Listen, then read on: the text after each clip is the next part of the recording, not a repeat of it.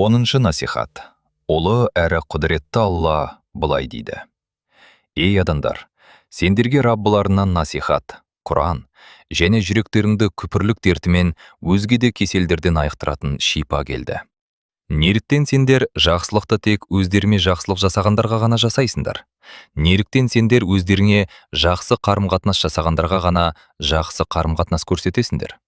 Неліктен сендер тек өздеріңмен сөйлескендермен ғана сөйлесесіңдер? Неліктен сендер өздеріңді тамақтандырғандарды ғана тамақтандырасыңдар? Неліктен сендер өздеріңе құрмет көрсеткендерді ғана құрметтейсіңдер? Сендердің еш қайсыларыңа бір-бірімен артықшылық берілмеген. Расында иман келтіргендер Аллаға және оның елшісіне иман келтіргендер. Олар өздеріне жамандық жасағандарға да жақсылық жасайтындар.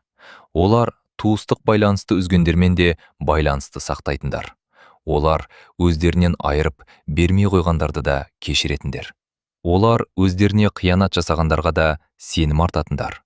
Олар өздерімен қатынасын үзгендермен де сөйлесетіндер және өздерін қорлағандарға да құрмет көрсететіндер.